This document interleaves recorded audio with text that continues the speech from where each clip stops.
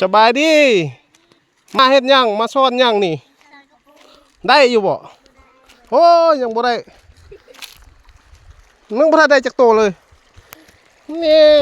ว้ายแม่ยาเดี๋ยวเอาเท่าบ่เบิ่งดูเท่าเบิ่งโอ้เบิ่งขอเบิ่งนี่จับนี่หน่อยนึงโอ้เบิ่งเด็กหน่อยเอ้ยหลานหน่อยเพิ่นเอาเท่าเด้อพี่น้องเด้อมานี่โอ้เก่งขนาดเลยโอ้โคตรงามเลยเท่านี่เอาอยู่สิไดอยู่นี่บ่โอ้อันนี้แหละเท่าเพิ่นสุดยอดเอานี่เก่งลายโอ้ยเก่งอันนี้ได้ม่านยังบ่ม่านยังเลยโอ้ไปลงไปชนเบิ่งสิม่านอยู่บ่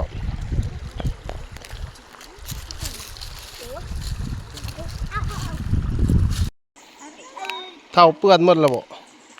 โอ้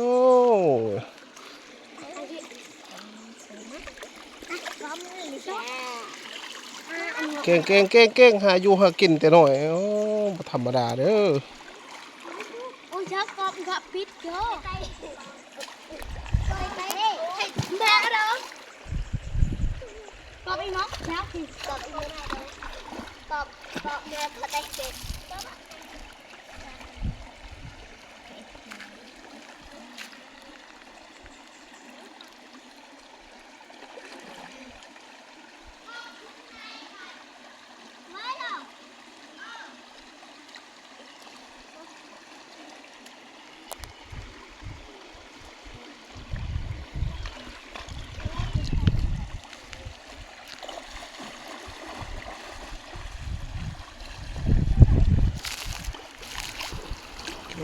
หลาย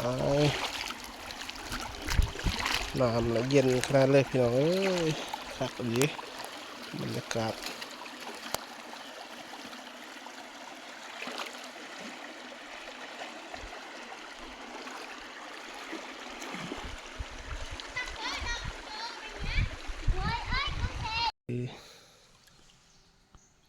ธรรมชาติบ้านกลางเย็นสบายชื่นใจอันนี้ก็คือพายเนี่ยสายน้ำซุยอันนี้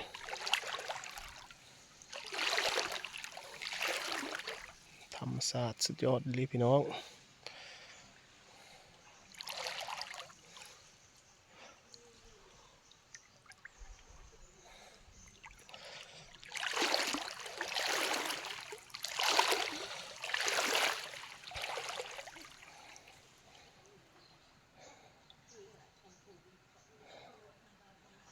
จอนก่อน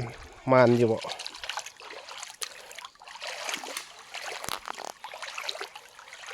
มันดิป่าปกหลายๆป่ามันอยู่น้ำเท่า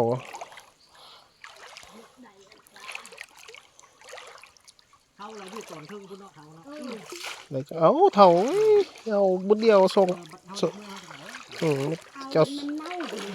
ไม่แต่ที่เจ้าสอนก็ลดต้องหาปลาสักก้อนหาป่าเบิ่งดูขอเบิ่งโอ้ยบ่มีอย่างสิสอนแต่เฮาเบิ่งป่า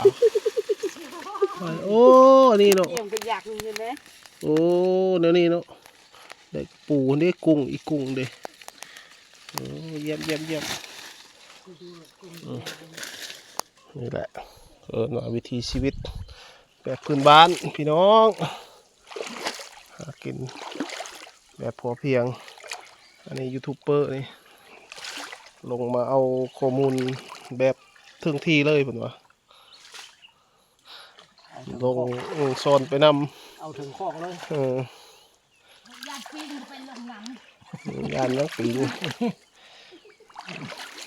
กัดนะพวกแห้งเลยนะมันบุบีแล้วยำเป็นลึกยำเลยให้เป็นพาเลยโอ้ลึกนี่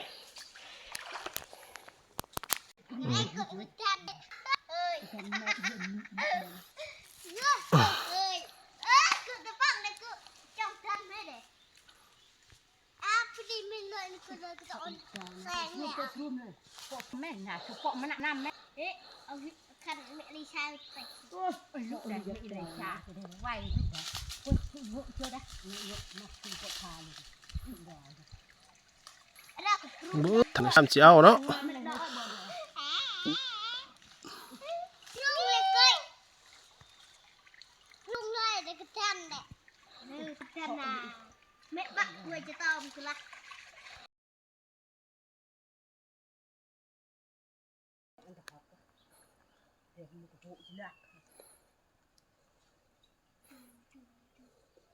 ก็ไปเจาะไปดอก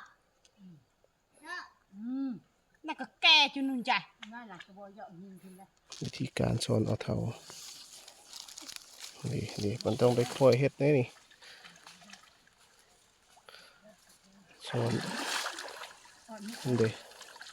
อ๋อเครื่องอันเครื่องสวิงเลย การห่วงดอกเฮ้ยวันไหนโน่